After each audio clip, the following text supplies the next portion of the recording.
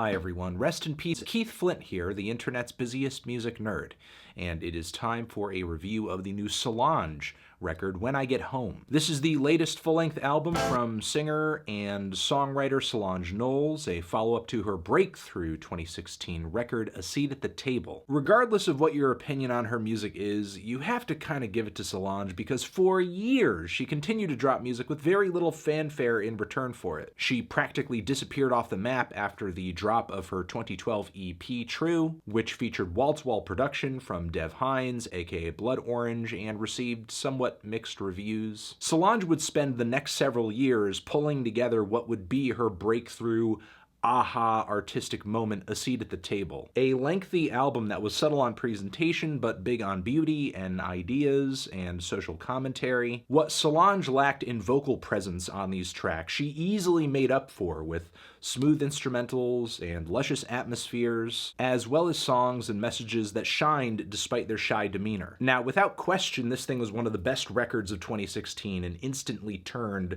Solange into a must-watch artist in the fields of R&B and neo-soul. So of course whatever she released next was going to drop with a splash. And before we even get into the substance of this record, Solange has already given us a lot to think and write about, with a promotional film attached to the release of this album. On production, we have names like Tyler the Creator, Earl, Panda Bear, Dev Hynes, as well as Metro Boomin, Pharrell. Steve Lacy is on here too. This album also boasts features from the likes of Playboi Carti, as well as Sampha and Gucci Mane. Now, even though When I Get Home is not as lengthy or as enveloping as its predecessor, it is a pretty eclectic album with its constant rotation of instrumental palettes and guests. The way this album flows in a lot of respects actually reminds me of the recent Dev Hynes album, the Blood Orange record Negro Swan, in that this album presents a pretty seamless string of tracks that emphasize mood and vibe. Solange seems more content here to be recording motifs and sketches than larger and more compartmentalized songs, which in theory is not necessarily a bad thing. I think you can pull together a record that shoots for that style and comes out really great, but truth be told, there's not really a single track on this thing that I think can go toe-to-toe with one of the best cuts off of A Seat at the Table, like Cranes in the Sky or Don't Touch My Hair. Oddly enough, for an album that runs like a tapestry of tightly woven various ideas, the mix, the atmosphere on this record, it's not very washed out or dreamy or intoxicating. A Seat at the Table had a pretty soft sound that you could really get lost in. And while When I Get Home isn't exactly an explosion of emotion and color, the instrumentals on this record, and even Solange's voice, are a lot more stark and bare in their presentation, which I think could be a positive thing or a negative thing depending on who's listening to this record. But for me personally,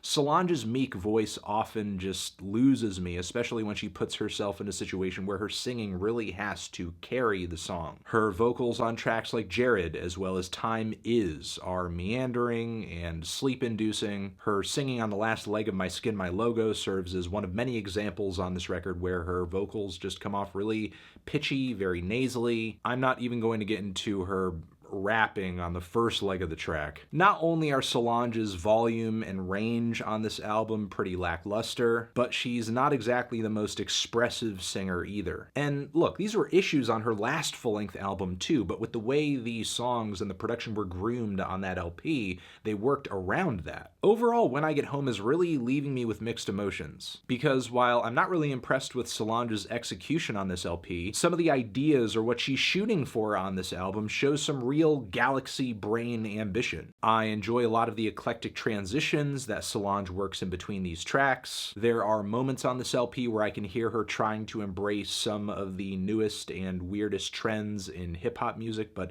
apply them to like an R&B or a neo-soul context, with some of the more bare and minimal instrumentals on this thing, the emphasis on repetition. I think the most obvious example of this is on the song ALMEDA featuring Playboi Carti, which sounds like Solange doing her best to make her album sound like something that could be woven into the track list of Die Lit. There are some other highlights on here that I like quite a bit. The very groovy Stay Flow is great with its subtle beat switches, grimy bass, glistening keys, and Solange's delivery on this track has this very cool, laid back, tight harmonic quality to it that reminds me of like an old 90s R&B single. Dreams and Beltway are a few of the tracks on this thing that actually work very well despite the vocals being so spotlit. The execution here is pretty beautiful and smooth and sweet, especially on the song Dreams with its themes of youth and aspiration. I also love the fusion of drums and synth bass and chirpy vocal harmonies on the song BINZ. The CP time bars that Solange works into this track are hilarious and one of many instances of her embracing humor on this record. Also a show of her personality coming a lot more through her writing than her performance. But outside of that, there wasn't a whole lot about this record that really stopped me in my tracks and left a huge impression on me. Much of the 39 minutes and 19 tracks on this thing just kind of breezes by, as pleasant as it is. A majority of the vibes that Solange drums up on this record are pretty decent, but upon closer inspection, the songwriting details and the faint but quality performances just aren't really there. As much as I admire some portions of this album for being pretty adventurous, it just kind of feels like a step back. Granted, a lot of what Solange is taking a step back with on this album, she is most likely conscious of it. I guess she is just feeling confident to let it all hang out on this new LP. And a lot of hardcore fans will most likely appreciate this album for that reason, as Solange's artistic aesthetic and her messaging usually precede her vocal chops. I'm feeling a decent 6 on this thing. Good job. Good job.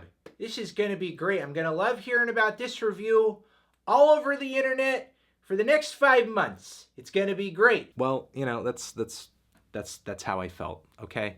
I'm sorry. No. You're doing great. You're doing fine. Just keep coming out with your garble reviews, buddy. Just keep doing it. Well, that's the life I chose. It's the life I chose. Transition, have you given this album a listen? Did you love it? Did you hate it? What would you rate it? You're the best, you're the best. What should I review next? Hit the like if you like.